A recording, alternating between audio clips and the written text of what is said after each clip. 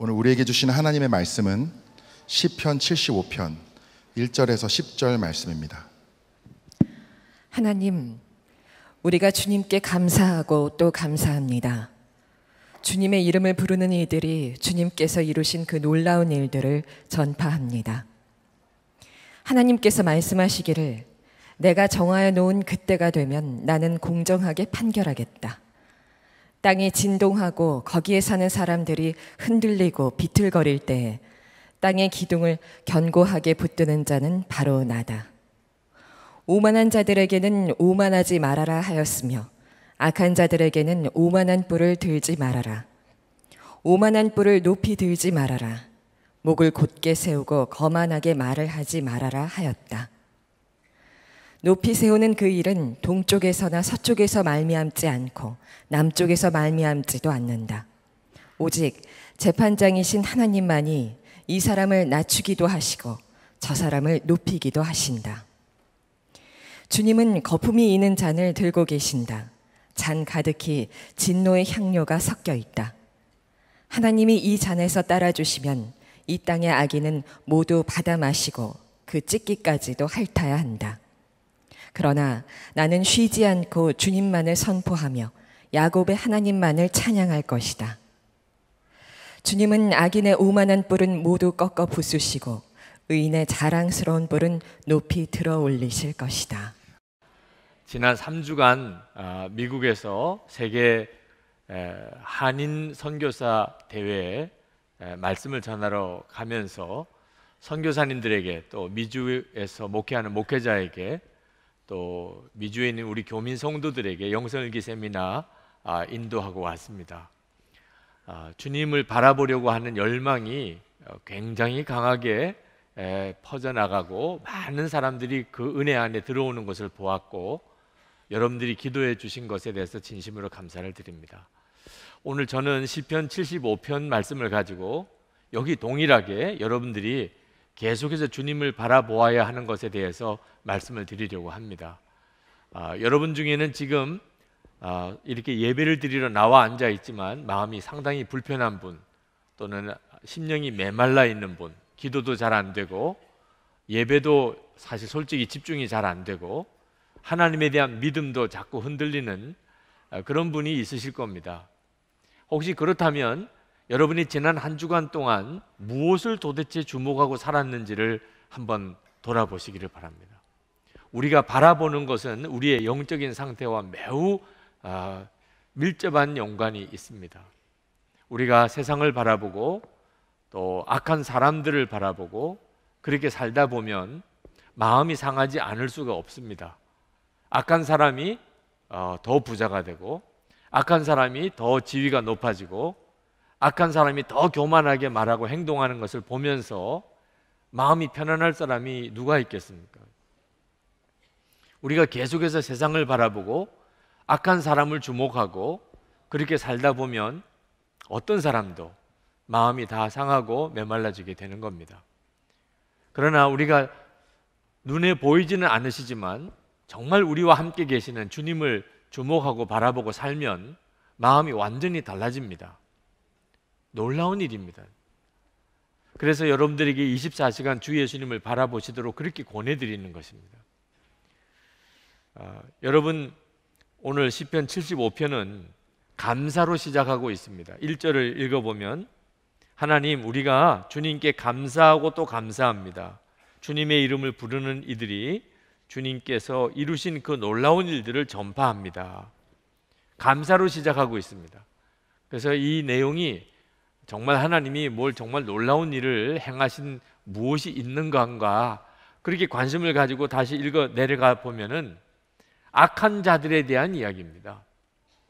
이 세상에 악한 자들이 너무나 많은 거죠. 시편 기자 주변에 악한 자들이 너무나 많습니다.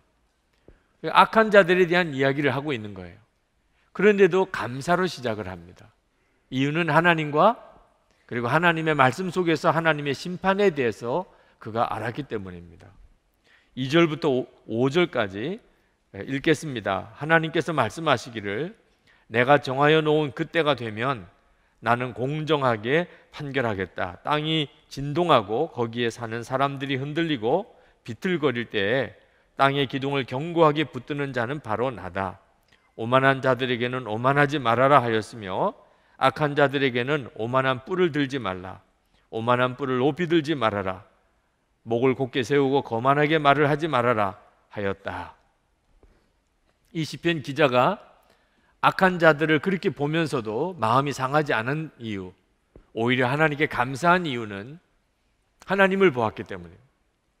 그리고 하나님의 심판에 대해서 알았기 때문입니다. 그래서 그는 오히려 감사하게 된 거죠. 여러분, 세상이 참 악합니다. 점점 더 악하게 변하는 것 같기도 합니다. 그러나 우리는 분명하게 깨달아야 됩니다. 지금 우리가 가지고 있는 진짜 문제는 세상이 악해가는 게 아닙니다. 예수를 믿는 사람, 하나님을 정말 믿는 사람들이 세상 사람과 똑같이 악해지고 있다는 사실입니다. 그것이 진짜 두려워할 일입니다. 마태복음 7장 22절 23절에서 예수님께서 말씀하셨습니다. 예수님의 이름으로, 주님의 이름으로 선지자 노릇하며 주의 이름으로 귀신을 쫓아내며 주의 이름으로 많은 권능을 행하였던 이들에게 주님은 내가 너희를 도무지 알지 못한다고 할 것이라고 하셨습니다. 무슨 이유죠? 주님의 이름으로 그렇게 놀라운 기적을, 능력을 행한 사람에게 주님이 어찌 모른다고 할 수 있습니까? 불법을 행하는 자들에게 그렇게 한다고 그랬습니다. 불법을 행하는 자들아 내게서 떠나가라. 그러므로 여러분, 어떤 사람이 큰 능력을 주의 이름으로 한다 하더라도 그가 진짜 주님의 사람인지는 아직까지 단정할 수가 없습니다. 그가 불법을 행하는지 안 하는지를 보아야 합니다. 주의 이름으로 큰 능력을 행하면서도 불법을 행하는 사람이라면 주님은 내가 너를 도무지 알지 못한다 라고 말할 그 사람이라는 것입니다. 불법을 행하지 않는 것은 어떻게 가능하지요? 주님이 함께 계시는 것을 진짜 믿고 아는 사람만이 그렇게 할 수 있습니다. 주님과 함께 하면서 어떻게 불법을 행할 수 있겠습니까? 여기에 계신 여러분 중에 오늘 이렇게 예배드리고 예수를 믿는다고 하지만 불법을 행하고 살지 않을까 하는 그런 마음의 걱정이 있습니다. 저 자신도 이렇게 설교를 하지만 불법을 행하는 것은 아닐까 두려운 마음으로 저 자신을 돌아봅니다. 이건 대단히 중요한 일입니다. 우리가 진짜 예수 믿는 사람인지 정말 구원받은 사람인지는 불법을 행하지 않는 믿음의 사람이 되어야 하는 것입니다. 우리가 죄를 지어도 하나님께서 즉시 심판하지 않으십니다. 그건 하나님께서 죄를 모르시기 때문에 그런 것이 아닙니다. 하나님은 회개하고 돌아오기를 기다리시고 계시다고 성경은 이야기하고 있습니다. 베드로후서 3장 9절 말씀에 주의 약속은 어떤 이들이 더디다고 생각하는 것 같이 더딘 것이 아니요 오직 주께서는 너희를 대하여 오래 참으사 아무도 멸망하지 아니하고 다 회개하기에 이르기를 원하시느니라. 하나님은 심판하고 싶어 하지 않으십니다. 하나님은 어떤 죄인이라도 용서하십니다. 여러분 중에 어떤 심각한 죄를 지었다 하더라도 하나님은 여러분을 사랑하십니다. 여러분을 위해서 독생자 예수 그리스도를 주셨습니다. 하나님은 여러분들을 끝까지 품으시고 기다리십니다. 오늘 초청을 받아서 오신 분들도 이 자리에 많으시지만 여러분들은 하나님을 잘 모르셔도 하나님은 여러분을 아십니다. 하나님은 여러분을 구원하기를 원하시고 하나님이 얼마나 여러분을 사랑하는지를 알게 하기를 원하십니다. 그런 하나님이 어떻게 심판을 하실 수가 있습니까? 은혜의 하나님이고 사랑의 하나님이신 그분이 어떻게 심판하실 수 있습니까? 유일한 가능성은 회개할 가능성이 없어진 사람에게 그렇게 하는 것입니다. 하나님은 회개하기를 기다리시는 하나님. 여러분, 우리가 예수를 믿고 새 생명을 얻었지만 여전히 우리 속에 육신은 여전히 있습니다. 우리는 여전히 죄의 끌림을 받는 사람입니다. 그렇기 때문에 우리가 항상 주 예수님을 바라보아야 하는 것입니다. 주 예수님을 바라보지 않으면 예수를 믿는다고 하더라도 그는 영락없이 죄를 짓고 살 수밖에 없습니다. 그때 하나님께서 회개하고 돌이키기를 원하십니다. 회개하고 돌이키면 하나님은 언제든지 용서하시고 그리고 우리를 품으십니다. 그런데 문제는 회개할 가능성이 없어진 사람이 있다는 것입니다. 이건 정말 두려운 일이죠. 로마서 1장 32절에 이렇게 말씀했습니다. 그들이 이 같은 일을 행하는 자는 사형에 해당한다고 하나님께서 정하심을 알고도 자기들만 행할 뿐 아니라 또한 그런 일을 행하는 자들을 옳다 하느니라. 하나님께서 사형에 해당된다고 그것이 그런 죄라고 분명히 말씀하셨던 걸 알고도 자기도 그런 일을 하고 다른 사람도 그런 일을 하는 것을 옳다고 말하는 것, 이건 어떤 상태지요? 회개할 가능성이 없다는 것입니다. 그가 얼마나 심각한 죄를 지었느냐 아니냐가 문제가 아닙니다. 얼마나 죄를 많이 지었느냐 적게 지었냐도 문제가 아닙니다.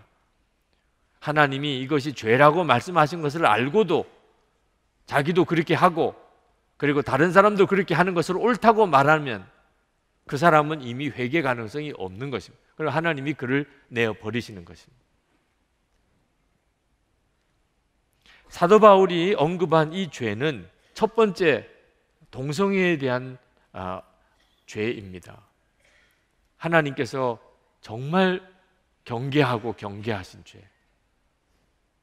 로마서 1장 26절부터 27절까지 한번 읽어보겠습니다. 이 때문에 하나님께서 그들을 부끄러운 욕심에 내버려 두셨으니 곧 그들의 여자들도 순리대로 쓸 것을 바꾸어 영리로 쓰며 그와 같이 남자들도 순리대로 여자 쓰기를 버리고 서로 향하여 음욕이 부릴 듯하며 남자가 남자와 더불어 부끄러운 일을 행하여 그들의 그릇됨에 상당한 보응을 그들 자신이 받았느니라. 동성애는 분명히 하나님이 죄라고 하셨습니다.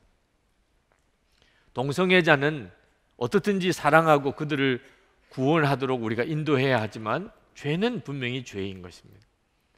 우리가 동성애 합법화 문제로 인해서 크게 기도하고 있습니다. 왜 그것이 그렇게 간절한 기도 제목이지요? 하나님이 죄라고 한 것을 죄 아니라고 말하는 것이기 때문에 그렇습니다. 그것은 회개할 가능성 자체가 없어지는 것이니까 그렇습니다. 그것은 대단히 심각한 문제지요. 우리는 동성애 문제로 인해서 마음이 상합니다. 그건 성령께서 주시는 마음입니다. 동성애가 죄라고 말하면 그것이 죄가 되는 세상, 왜 그것이 그렇게 두려운지 여러분 아셔야 됩니다. 그런데 여러분, 이 동성애 문제와 관련해서 우리가 꼭 명심해야 될 것이 있습니다. 그것은 동성애만 이야기하신 게 아니라는 것입니다. 그 뒷부분을 읽어 내려가 보면 사도 바울이 또한이라고 말하면서 21가지 죄를 더 언급하셨습니다. 사도 바울이 동성애와 똑같이 하나님이 사형이라고 그렇게 규정한 이 죄를 지으면 너는 반드시 죽으리라고 말씀하신 죄는 21가지나 항목이 더 이어집니다. 여러분, 그 항목 중에 어떤 내용이 있는지 아십니까? 수군수군 하는 것도 수군수군, 비방하는 것, 남을 비방하는 것, 그리고 자기 자신을 은근히 자랑하는 것, 남을 시기하는 것, 약속을 어기는 것, 알지 못해서 잘못을 저지르는 우매함, 남에게 무정하게 대하는 것. 여러분, 이런 죄를 동성애와 똑같이 성경은 말하고 있습니다. 동성애에 대해서 우리가 마음이 안타깝습니다. 어떻든지 이것이 죄라고, 죄가 아니라고 합법화시키는 것에 대해서 하나님 이 일을 막아달라고 기도하고 있습니다. 그러나 여러분의 마음속에 수군수군하는 거, 남을 비방하는 거, 시기하고 질투하는 거, 은근히 자기를 자랑하는 거, 약속을 어기는 거, 남에게 무정하게 대하는 거, 그런 거는 뭐 사람이니까 어쩔 수 없는 거지. 그게 뭐가 그렇게 큰 죄가 돼?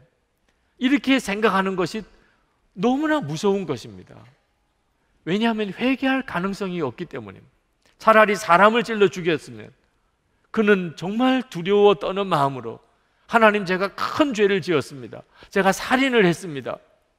그런 사람은 차라리 구원받을 가능성이 있습니다. 왜? 자기가 지은 죄가 큰 죄라는 걸 알고 있기 때문에.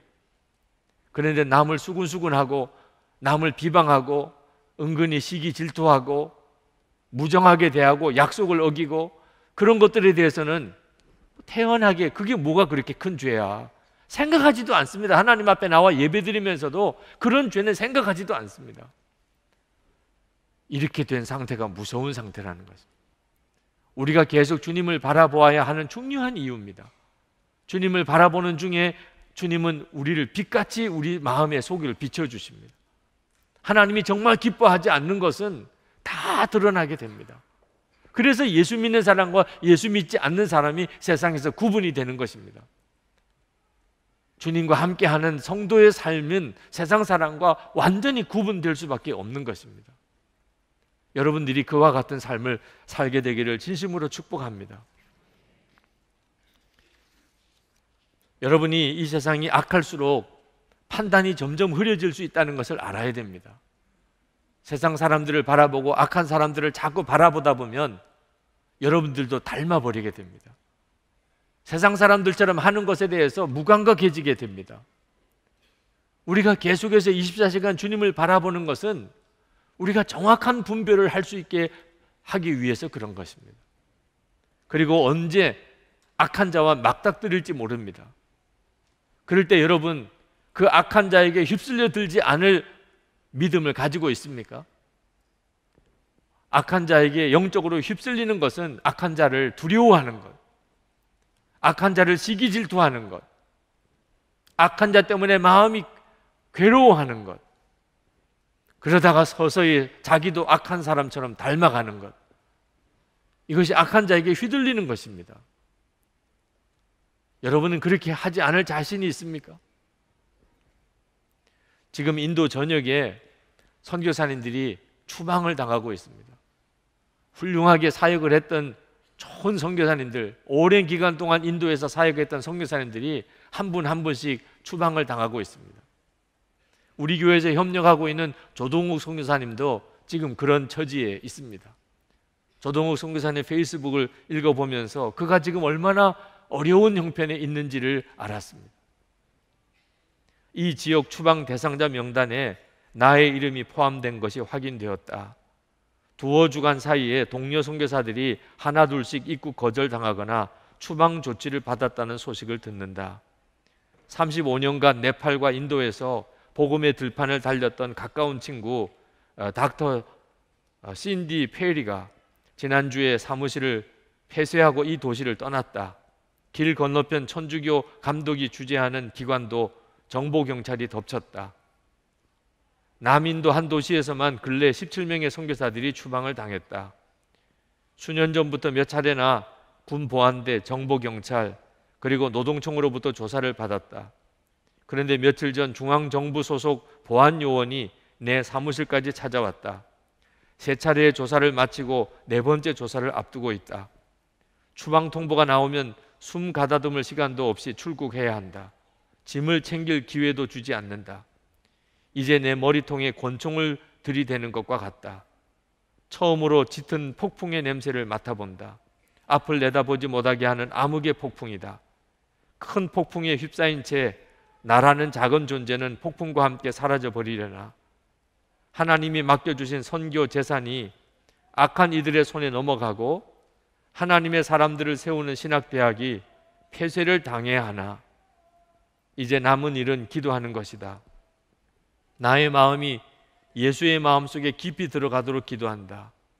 긍휼에 뛰어나신 그분이 내 작은 마음에 가득히 채워지도록 갈망한다.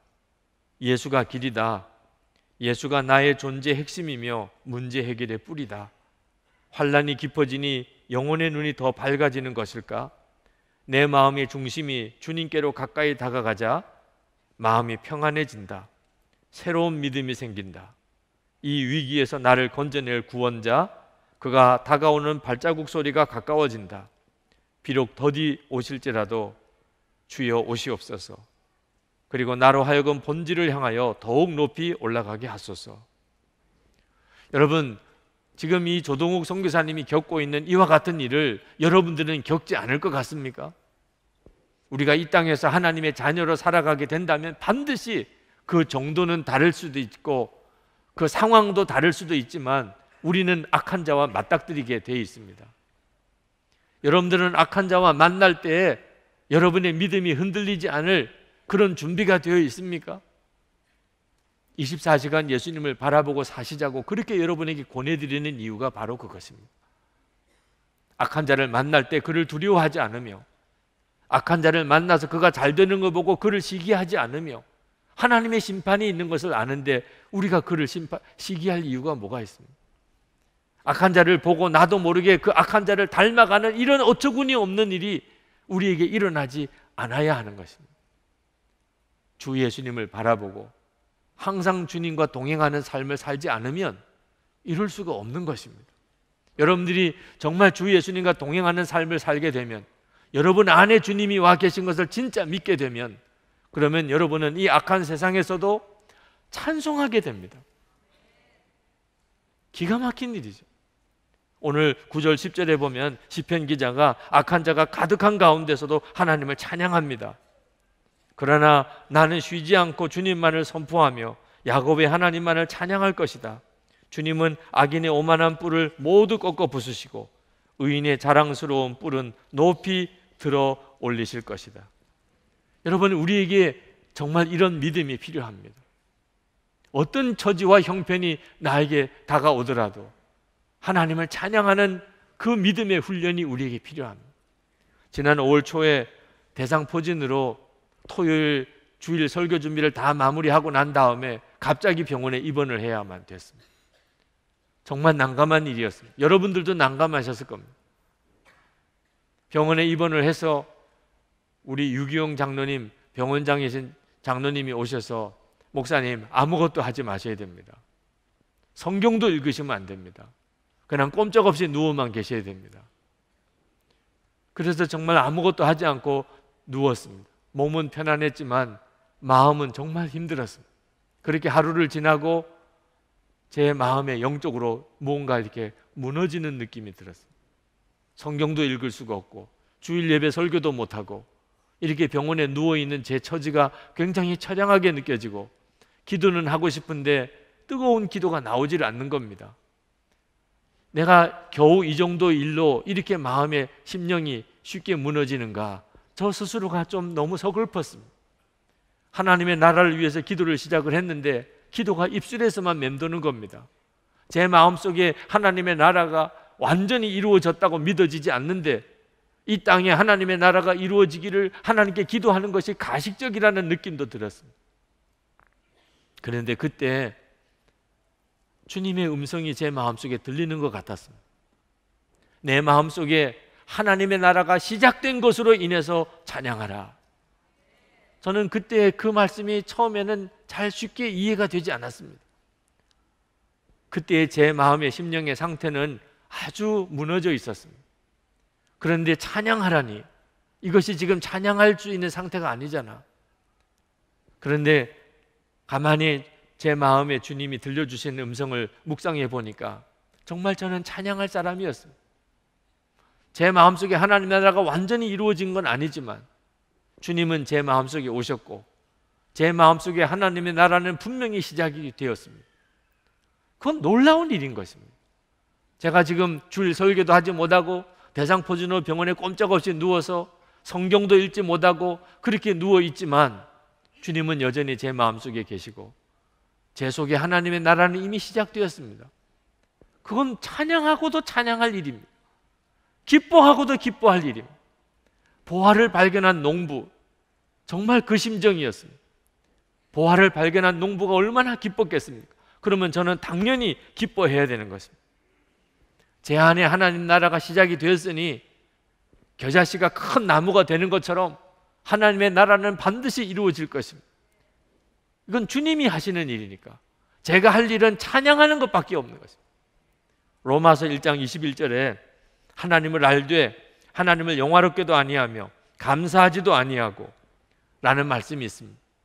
제가 꼭 그렇게 했습니다. 하나님을 알면서도 하나님을 영화롭게도 하지 아니하고 하나님께 감사하지도 않았던 제가 그런 상태라는 것을 깨달았습니다. 몸이 아프고 삶의 리듬이 깨지고 주일에 설교도 못하고 그래서 마음이 이렇게 낙심이 된다고 그래서 제가 감사를 그치고 찬양을 그친 것이 제가 꼭 이 로마서 1장 21절 말씀처럼 하고 있는 겁니다. 하나님을 알면서도 하나님을 영화롭게도 하지 않고 하나님께 감사하지도 않는 저 자신이 너무나 애통했습니다. 그래서 제가 하나님 앞에 고백하기 시작했습니다. 하나님 감사합니다.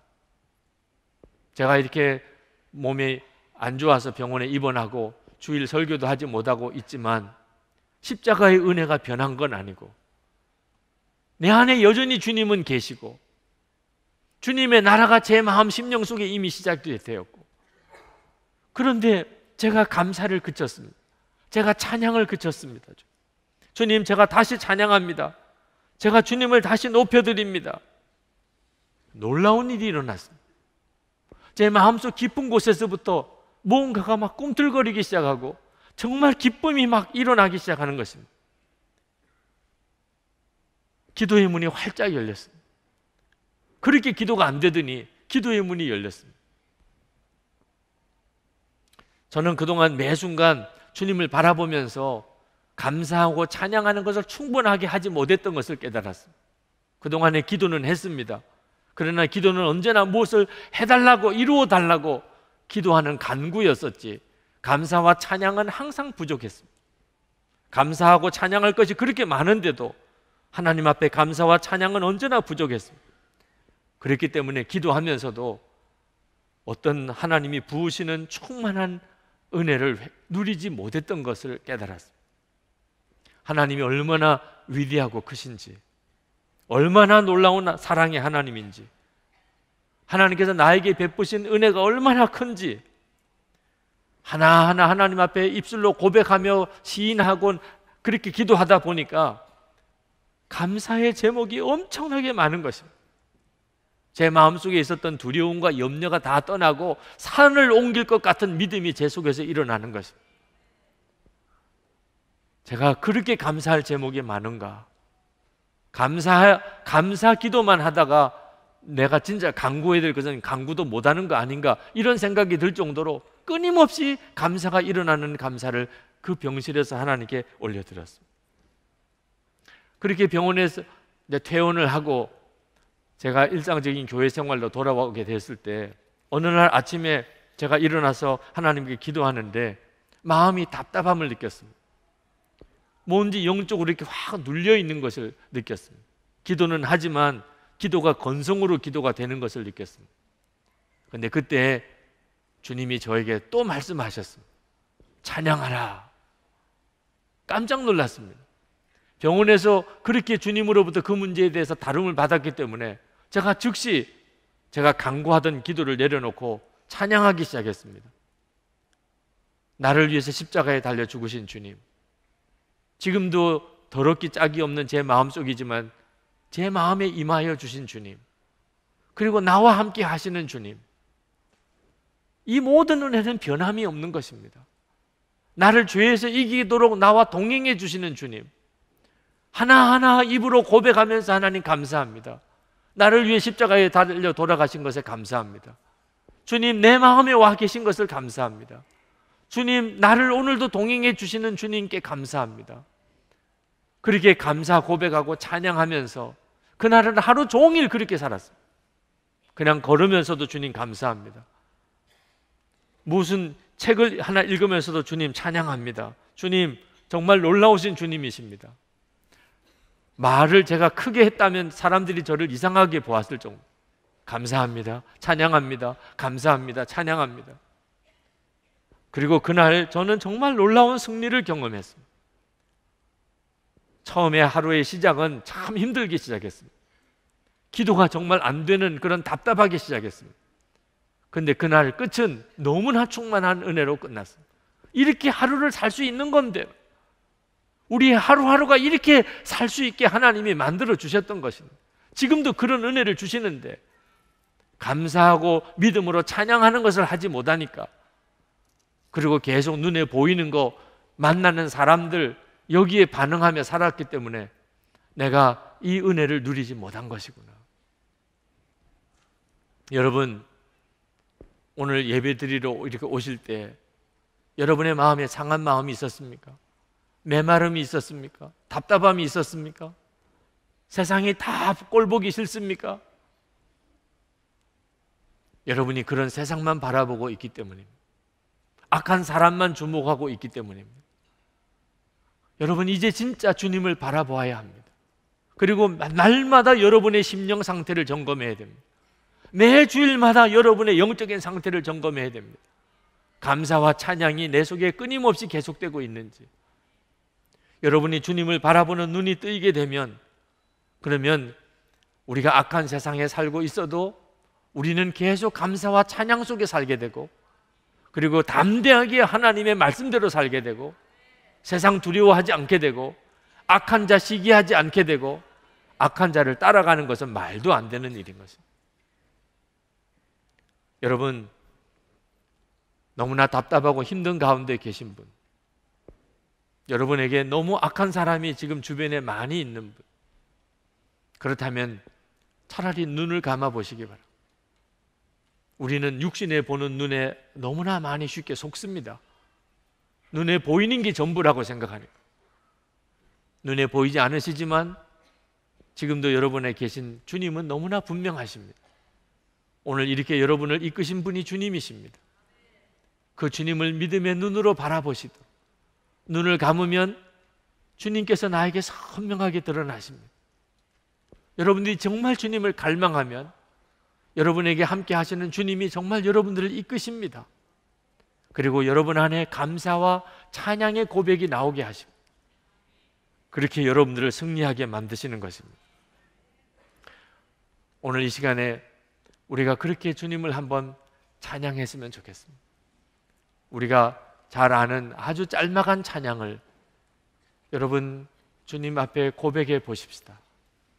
여러분 눈을 감아 보십시오.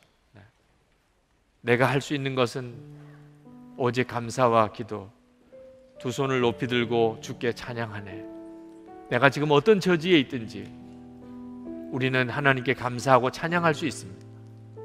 우리는 그럴 은혜를 이미 받고 있습니다.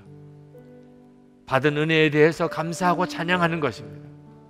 그때 우리를 죄에서 이기게 하시고 하나님의 뜻대로 살게 하시고 그리고 기쁨으로 사랑으로 살게 만드셔 주십니다. 우리 찬양합시다.